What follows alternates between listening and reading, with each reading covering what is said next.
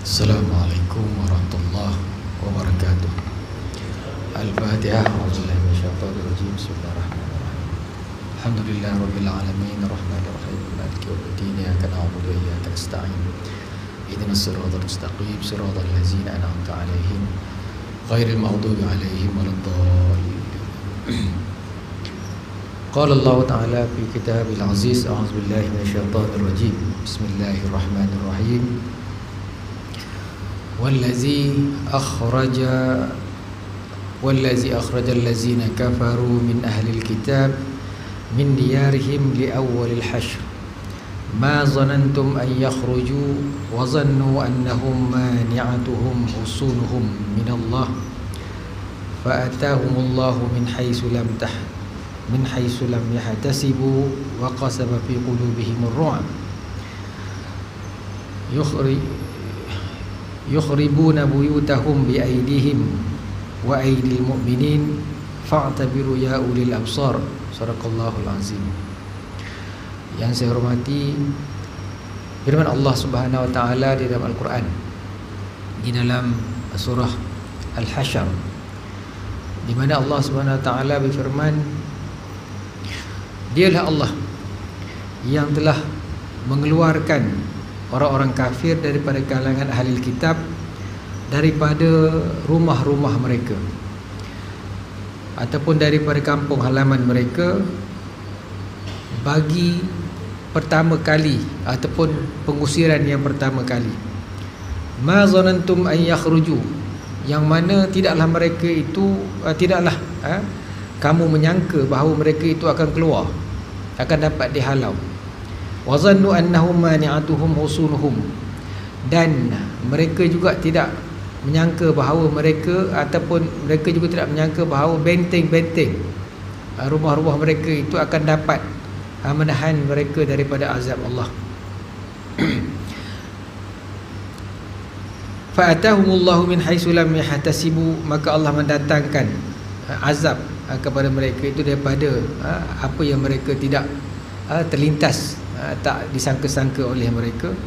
Wa qazafa fi qulubihim ar-ru'ba, dan Allah lemparkan ke dalam hati mereka itu ar-ru'ba, iaitu rasa takut, rasa cemas, gemetar. Yukhribuna buyutahum bi aidihim, yang mana mereka itu kemudiannya memusnahkan ataupun membinasakan rumah-rumah mereka dengan tangan-tangan mereka sendiri. Wa aidil mu'minin, dan juga melalui tangan orang-orang yang beriman. Fa'tabiru ya ulil absar, maka hendaklah kamu mengambil iktibar, wahai orang yang mempunyai akal fikiran. Ayat yang saya baca, hadirin-hadirat yang dirahmati Allah sekalian yang saya hormati, Tuan Imam, Jawatan Kuasa, tuan-tuan, hadirin dan hadirat yang dirahmati Allah sekalian. Terlebih dahulu saya minta maaf, jam teruk sangat tadi. Itu pun naik motor pun jam juga. Aduh, kalau saya naik kereta tadi saya tak sampai lagi. Makin lama makin teruk lah jam. Mungkin kita makmur lah kot, maju. Macam tu lah, InsyaAllah bagus. Baik, jadi saya mohon maaf. Jadi masih lagi tak selesa. InsyaAllah kita pelan-pelan. Baik, ayat yang saya baca ni adalah ayat dari surah Al-Hasyr. Al-Hasyr ni namanya adalah surah pengusiran, penghalauan, yang mana surah ini diturunkan di Madinah bersempena dengan sebab turunnya berkaitan dengan pengusiran Bani Nadir daripada Madinah, kerana Bani Nadir ini melanggar perjanjian. Dalam arti kata, mereka ini melanggar perjanjian, mereka ingin membunuh Nabi dengan menolak batu besar daripada bangunan yang agak tinggi ketika Nabi masuk ke perkampungan mereka.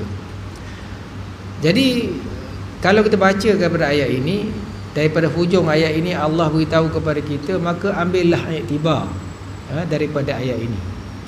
Yang mana iktibar daripada ayat ini antaranya apa yang berlaku hari ini, yang di depan mata kita, yang kita boleh tonton, yang kita yang hidup umurnya 50 tahun ke atas ni, kita tidak boleh bayangkan bahawa kita boleh tengok benda ni depan mata kepala kita secara live.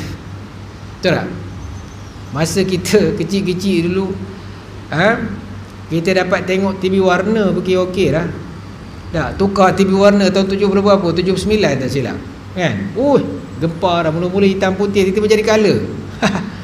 Ada masing-masing duk pasang tudung periuk nak dapat TV3 masa tu. Tak ingat? Tak ingat dah. Tak ingat lagi kan. Dalam kampung tu ada beberapa buah aja.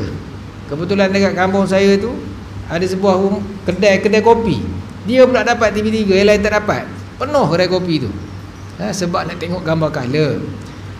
Kita rasa takat tu je lah yang kita boleh tengok. Hari ni kita boleh tengok bukan takat colour, berang depan mata kita boleh tengok.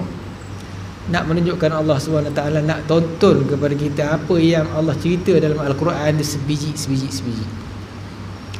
Kalau kita ni orang Islam beriman, tak boleh lagi mengambil iktibar, tak tahu nak kata lah.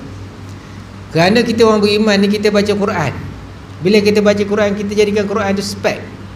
Maknanya dia penapis, filter kepada benda yang berlaku. Baru kita nampak. Bukan kita jadikan benda tu sebagai penapis kepada Quran. Tak nampaklah Quran tu. Antara penapisnya ialah kita gunakan penapis dunia semata-mata. Kita anggap Quran ni untuk dapat ibadah, baca dapat pahala saja. Itu pun tak betul.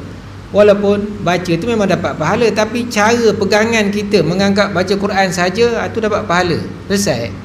Yang lain, yang Quran nak cerita benda lain, tak payah fikirlah. Fa'tabiru tu kena fikir.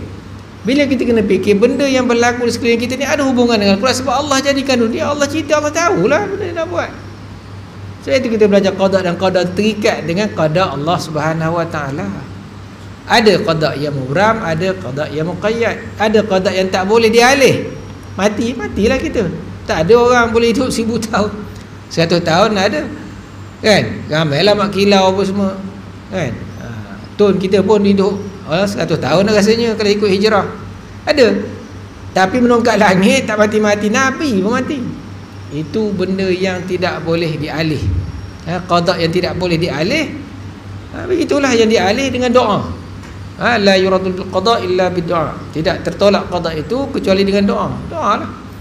Baik. Jadi apa yang berlaku ini kita tengok pada hari ini, dia mengulangi semula. Kerana pada hari ini kita orang Islam tak boleh menyangka bahawa kalau tahun 48 dulu dia orang boleh bunuh orang Islam ni, dia boleh campak, dia boleh tembak macam tu saja.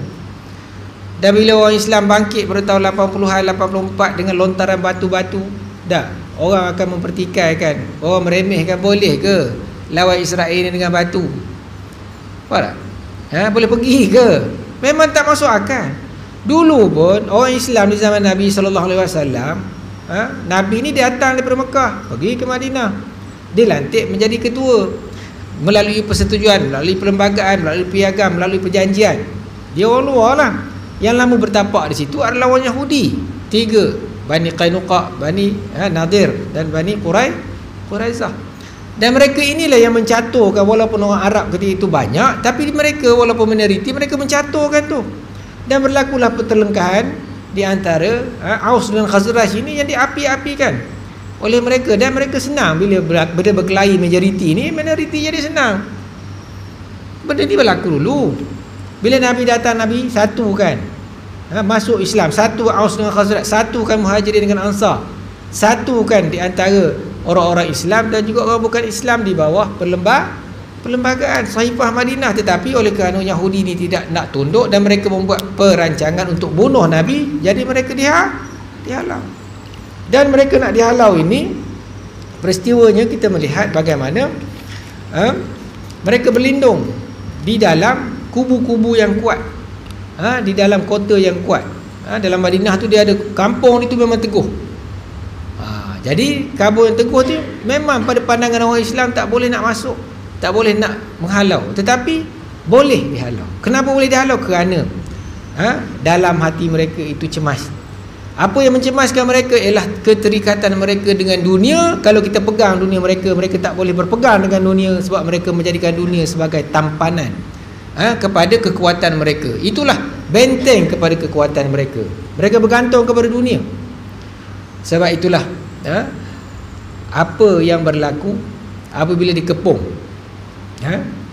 apabila dikepung, jadi dipotong tamak, dipotong pokok kurma. Orang Yahudi berada di luar tu, setengahnya ada yang dikata dibakar. Bila dibakar, mereka pun keluar Dan mereka memprotes. Kenapa bakar? Kata Nabi, Nabi ni orang yang mulia apa semua, ini bakar pokok ni kenapa? Nampak? Dia dah lupa cerita dia yang bunuh Nabi tu. Yang nak bunuh Nabi tu dia cerita. Dia timbulkan benda yang baru. Skema ini Allah beritahu dalam Al-Quran, wa yujadilul lazina kafaru bil batil liyudhidu bihil haq. Di mana orang kafir itu berhujah dengan kebatilan untuk menutup kebenaran tu. Kebenarannya apa benda? Kamu dulu kan nak bunuh Nabi. Orang ambil tindakan, kamu kata orang tu jahat. Kamu merompak, bila polis ambil tindakan, kamu kata polis tu gangster pula. Macam tu lebih kurang. Mereka protes. Apa jawapan Allah Subhanahu Wa Taala melalui Al-Quran? Ma qata'tum min linatin aw taraktumuha qa'imatan ala usuliha fa bi iznillah. Apa yang telah kamu potong daripada pokok tamar mereka itu, dan apa yang kamu tinggalkan di perdunya, di pokok, di pangkal itu yang kamu tinggal, kamu tak buat apa-apa, maka ianya diizinkan oleh Allah. Kenapa Allah izin? Waliyukhziyal fasiqin, untuk Allah memberi malu, hina kepada orang jahat. Orang jahat macam tu lah. Kan kalau kita dapat tangkap pencuri kan, sekurang-kurang kita tempelin dulu, kata dah relax je, bagi menyentai. Itu pun tak elok juga. Tapi maknanya perangai orang ni, bila dia tangkap orang kan, dia tak adalah nak buat baik sangat, sekurang-kurangnya dia ikat. Tapi kita ni terlajak lebih. Tengok kawan tu mencuri apa ni, tabung surau, katuk sampai nak mati, ni pun tak boleh. Tak betul juga. Tapi nak ceritakan tak adalah pergi pula pergi nasihat dia, pergi, tak ada. Memang pelempang dulu, sekurang-kurangnya marah. Tak? Bila kena marah tu, ada pula mak ayah dia datang kata kenapa marah anak dia. Anak dia datang nak mencuri, kita marah tak boleh. Perangai ni sama lah. Perangai sama. Hari ni pun macam tu juga. Ada pula pergi tanya mufti. Mufti sendiri cerita. Dia kata, Datuk Mufti ni macam mana ni? Apa hukum? Pok-pok Hamas ni pergi menyerang Israel. Dia lupa yang Israel itu mengambil tanah orang-orang Palestin. Bila dia ambil, kawan tu nak ambil balik, kawan tu pula jadi berompak. Tak ada istilah menceroboh dari segi hukum. Sebab itu adalah tanah air dia yang dirampas melalui cara haram. Mereka nak ambil tak balik tanah dia. Kita terpukau dengan naratif ataupun cara penceritaan barat yang mengatakan bahawa itu adalah tanah orang Israel. Sebelum tahun 47, 48, dalam peta dunia ditulis Palestin tidak ada Israel, tuan-tuan. Sebiji boleh tuan tengok. Tak ada negara Palestin. Hatta kewujudan negara Palestin itu ditentang di kalangan orang-orang Yahudi itu sendiri. Nature Karta sebagai contoh, Hasidic puak di dalam Yahudi ini sendiri yang ditubuh pada tahun sekitar 1930-an, 39 saya rasa. Cuk balik. Dia ni antara Yahudi yang menentang pendudukan Israel Zionis di Palestin ini. Mereka buat tunjuk perasaan tiap-tiap tahun, ada tunjuk perasaan dengan pokok Palestin. Dia pun sekali Tuhan yang pakai topi macam topi apa tu, topi koboi, apa nama tu, kan? Tapi itu topi koboi. Apa nama yang berlakon saya tak ingat dah. Al Pacino ke apa ke, Hyde Chapra kan? Hyde Chapra tak ingat? Hyde Chapra tak ada seorang Monolito, tak ingat? Monolito Montoya tu kan dia pakai macam topi mengkuang besar, tapi itu topi mengkuang tapi besar lebih kurang macam itulah, besar sikit, kecil sikit kan, naik atas dia pakai bau. Lepas tu dia pakai dia punya gaun ataupun belakang dia punya blazer yang panjang tu macam Dracula, panjang hitam. Apa kata dia orang? Dia kata kita menentang pendudukan Zionis ini. Kerana apa? Memang kita ditakdirkan oleh Tuhan kita tidak ada tanah air sebab dosa-dosa kita banyak. Ini orang kata. Dan kita hanya boleh masuk ke Israel ini kecuali datangnya Mesiah yang datang memimpin kita masuk. Baru boleh. Sekarang ni Mesiah benarnya Zionis ni bukan Mesiah. Zionis ni Theodor Herzl dan geng dia yang buat buku Judenstaat yang merancang tentang penubuhan negara Zionis di atas landasan sekular. Ditentang oleh dia orang sendiri. Jadi hujah kita ni, kamu sendiri yang tentang. Kenapa dia boleh pusing? Kenapa? Sebab disokong oleh sekular barat. Ini kita kena faham sejarah. Jadi kalau kita faham sejarah ni, kawan ni nak bunuh Nabi, ceritanya bukan cerita potong pokok tamak. Ceritanya nak bunuh Nabi, yang jadi besarnya potong pokok tamak. Ini jadilah. Nampak? Ini yang dikatakan sebagai divert. Isu dia divert. Salah orang tu dia dapat, jadi salah dia tak nampak salah orang tu jadi nampak. Dan mereka ini yang berperang daripada balik kota-kota yang tinggi, yang besar ini, hari ni pun sama. Mereka buat tembok besar. La yuqatilunakum jami'a. Mereka tidak akan mampu untuk membunuh kamu. Semuanya mereka tak akan mampu untuk menghapus, memerangi kamu. Kecuali illa fi quram muhassanah. Kecuali dari dalam kubu-kubu ataupun kampung-kampung yang mempunyai benteng yang teguh. Au min wara'i judur, ataupun daripada sebalik dinding. Sebalik dinding.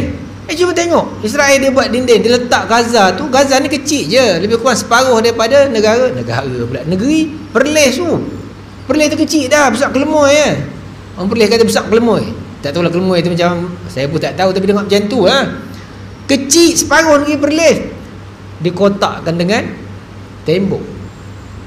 Maknanya mereka tak mampu masuk dalam. Dulu mereka boleh masuk dalam, buat gate, buat sekatan, tapi bila mereka dihentam keluar, mereka tak berani, mereka keluar, mereka buat tembok. Tembok tu bukan nampak hak di luar, nampak di bawah tanah tu lagi dalam, hak di bawah tanah tu daripada hak di atas sana. Kenapa? Sebab mereka takut Hamas ini akan masuk, menyerang mereka daripada lubang-lubang di bawah tanah. Tuan-tuan, membuktikan apa Quran kata daripada dulu sampai sekarang ni betul. Perangai yang inilah perangai orang-orang Yahudi hak jahat ni. Yahudi yang jahat. Jadi mereka memerangi. Kalau kita tengok, apabila puak Bani Nadir ini dihalau, kemudiannya Bani Qainuqa, sebab kesnya dia ni nak larah kain perempuan yang dipakai, cadur, tudung yang perempuan yang dipakai di pasar, kemudian mereka dihalau. Dan kemudiannya Bani Quraizah, yang mereka ini terang-terang bersubahat dalam peperangan Khandaq dengan orang-orang Quraisy. Mereka bantu daripada belakang. Mereka ni kemudiannya apabila habis perang Khandaq tu, mereka dihukum, mereka sebahagiannya dibunuh, orang lelaki dan sebagainya tawanan, kemudian sebahagian mereka tu dihalau. Mereka berkumpul di mana? Mereka berkumpul di Khaybar. Khaybar ni lebih kurang 100 batu lebih, 140 lebih kurang macam itulah, daripada utara ke utara Madinah. Tuan-tuan boleh pergi. Kita ada visa ziarah sekarang kan, kita boleh pakai, kita boleh pergi sampai ke Madain, sampai ke Tabuk, kita boleh pergi. Jauh. Kota tu ada lagi. Kalau kita malas sangat nak pergi, buka dalam YouTube tu, Google, tengok kota dia. Kalau malas sangat nak tunjukkan Quran. Siapa yang tulis ni nak pergi tengok, nak cerita Khaybar lah apa semua, bukan senang. Sama dulu mana ada kapal terbang nak pergi round sini, betul tulis. Boleh buat ke? Hari ni pun kita tak boleh nak buat, tuan-tuan. Betul tak? Tempat yang Quran cerita pasal Nabi ni, untuk umur hidup manusia nak pergi tengoklah, dalam keadaan sekarang pun tak habis. Betul tak? Khaybar ni kota yang tinggi, kota yang teguh, yang menurut ceritanya apabila tentera Islam menyerang di bawah pimpinan antaranya Saidina Ali, yang meruntuhkan pintu kota. Kota dia sangat kuat, pintu tu kuat. Maknanya apa yang Quran kata benar, dan apa yang berlaku hari ni pun sama. Mereka ada yang dikatakan sebagai Iron Dome. Iron Dome ni macam kubah besi. Tengok tak? Bila naik je dia boleh pintas, naik pintas. Dia punya ketepatan memintas roket-roket tu lebih kurang 90%. Tapi baru-baru ini apabila 5,000 dilancarkan, mereka tak sempat pintas. Hancur, tak sempat pintas.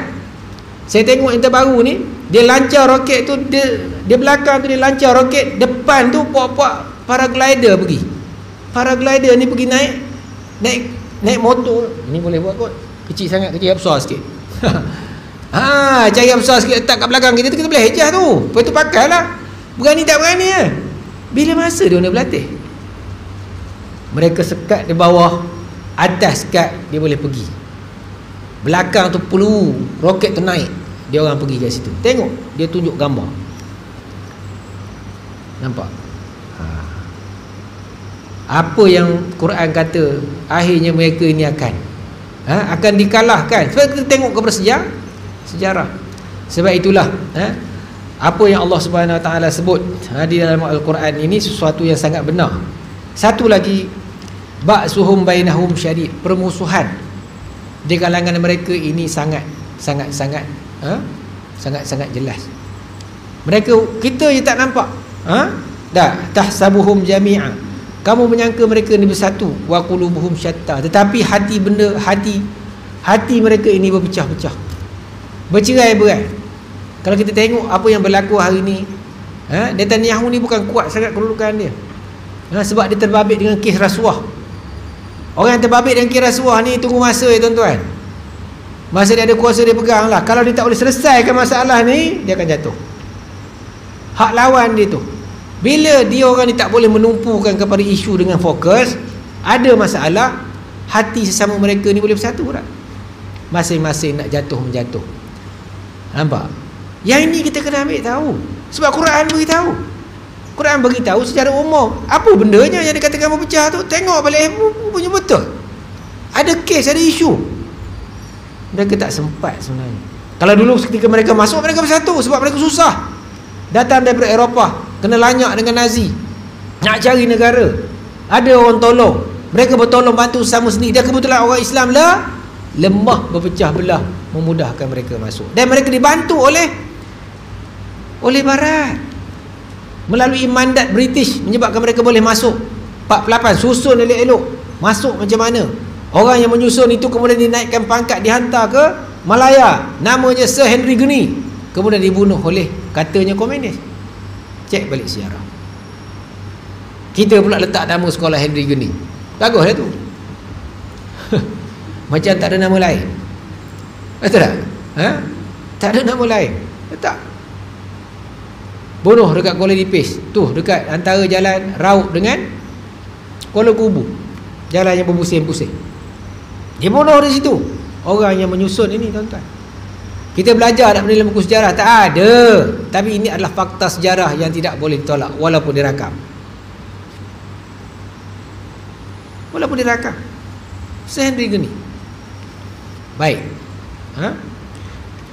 Jadi mereka, begitulah keadaan mereka. Mereka rasa mereka kuat, tetapi hati mereka. Dan juga sekarang ni kita tengok, bukan semua orang Barat, semua manusia boleh menyokong Israel dah. Israel koyak. Ni ada dulu orang hentam dia, orang Islam yang hentam lah. Orang yang bukan Islam pun hentam dia. Sebab apa? Sebab orang Islam tengok hari-hari dalam, orang bukan Islam tengok dalam TV, dia boleh nilai.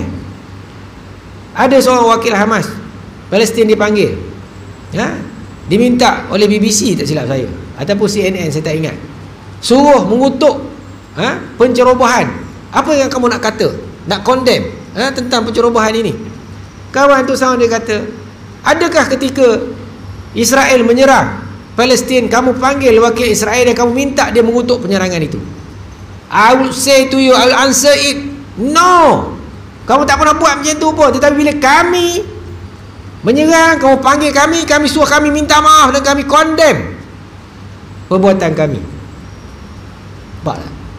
Inilah Barat, inilah wajah sebenar penjajah.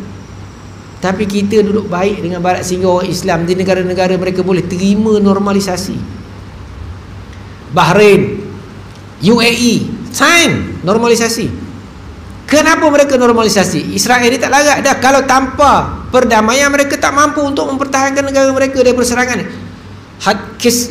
Lebih-lebih lagi sekiranya orang Islam bersatu, semuanya mereka akan kalah. Sebab itulah 7 Oktober baru ini, dia merupakan satu ulangan kepada 6 Oktober pada tahun 1973. Kalau tuan-tuan baca sejarah, di mana Israel ketika itu diserang secara mengejut dalam bulan Ramadan. Perang disebut sebagai perang Operasi Ramadan. Tetapi bagi Israel mengatakan bahawa ianya adalah perang Yom Kippur, hari besar dia, hari suci dia. Dia pandang sebagai Yom Kippur, kita pandang sebagai perang Ramadan yang digerakkan oleh Mesir di bawah Anwar Sadat ketika itu, tahun 73. Kalau ketika itu, kalau kita nak pakai ayat ini, Israel buat benteng daripada pasir yang sangat kokoh, tembak tak lot. Apa Mesir buat? Mesir, dia pergi beli pam air yang besar-besar tu, dia pergi bom, dia pergi pancut, menyebabkan kereta kebal dia boleh lalu. Begitu juga di mana? Di Syria. Nak ambil semula Bukit Golan, Lembah Bekaa Valley. Siapa di Syria? Sudah tentulah ramai antaranya adalah Syiah. Hari ni pun Syiah juga tu. Hizbullah tu Syiah. Tapi dia clear cut pakai ayat Al-Quran, guna Al-Quran. Ala inna hizballahi humul muflihun. Tidakkah parti Allah itu mereka yang mendapat kemenangan? Buka surah Al-Mujadalah ayat terakhir. Ada sifat dia. La tajidu qauman yu'minuna billahi wal yawmil akhir yuaduna man hadallaha wa rasulahu walau kanu aba'ahum aw abna'ahum aw ikhwanahum aw ashiratahum. Kamu tidak akan mendapati satu kaum yang beriman dengan Allah dan hari akhirat, mereka ini berkasih sayang dengan orang yang menentang Allah dan Rasul, walaupun yang menentang itu bapa mereka, ataupun anak mereka, ataupun saudara mara mereka, kerabat mereka. Mereka tidak akan memberikan kasih sayang ataupun ketundukan kepada orang yang macam ini. Kalau nak buat perjanjian pun dengan orang kafir, ini bukan jenis orang kafir macam ini, tuan-tuan. Sepatutnya kalau jenis orang macam ni pisah lama dah perjanjian tu. Kalau ikut ni, bukan ikut Hizbullah yang Syariah tu dia ambil, kita nak ikut tanpa pengaruh dia. Ulaika kataba fi qulubihimul iman. Mereka itu yang Allah telah tetapkan dalam hati mereka itu iman. Wa ayyadahum bi ruhin min. Dan Allah tiupkan dalam hati mereka itu roh, pertolongan, semangat daripada Allah. Dan Allah masukkan mereka itu ke dalam syurga. Ulaika hizbullah. Mereka itu adalah parti Allah. Hizbullah, hizb ini parti, kumpulan. Google lah sekarang, Google. Kalau tak sebab parti takut sensitif sangat, apa pula parti-parti ni Allah tandai pilihan raya ke? Ada pula perangai kepala otak macam tu lah. Dia kata bila kita sebut macam ni, dia memain gitu. Bukan kita kata Allah ni tandai pilihan raya. Nak ceritakan bahawa kumpulan yang sifatnya macam ini adalah dan ada hizbus syaitan, istahwazahumus syaitan fa'ansahum an zikrillah, di mana mereka itu disesatkan oleh syaitan dan mereka terlupa mengingati Allah. Ulaika hizbus syaitan, dan mereka adalah parti syaitan. Jelas sebenarnya dalam Quran, jelas. Siapa nak guna? Takkan ada kumpulan nak gunakan dia parti syaitan, tak berani. Dah, tapi perangai nama parti lawa tu perangai syaitan. Susah juga nak cari atas dunia ni orang yang berani letak nama dia syaitan. Tak berani. Dah, nama nak bagus pula ke? Perangai tu punya syaitan. Syaitan gondol, dalam dia kata. Macam mana tuan-tuan?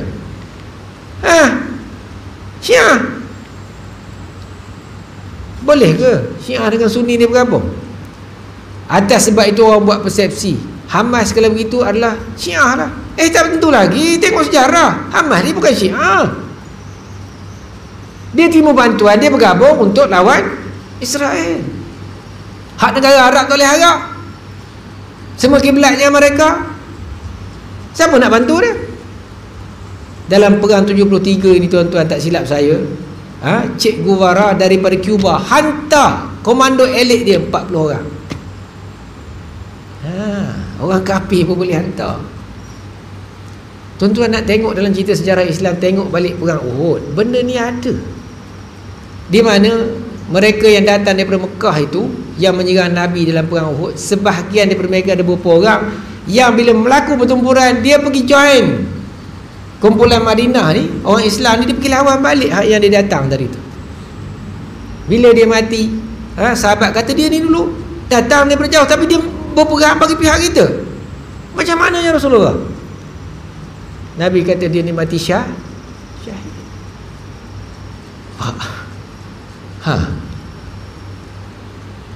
Mati syahid kerana mereka memeluk Islam. Mereka bersyahadah lah tu.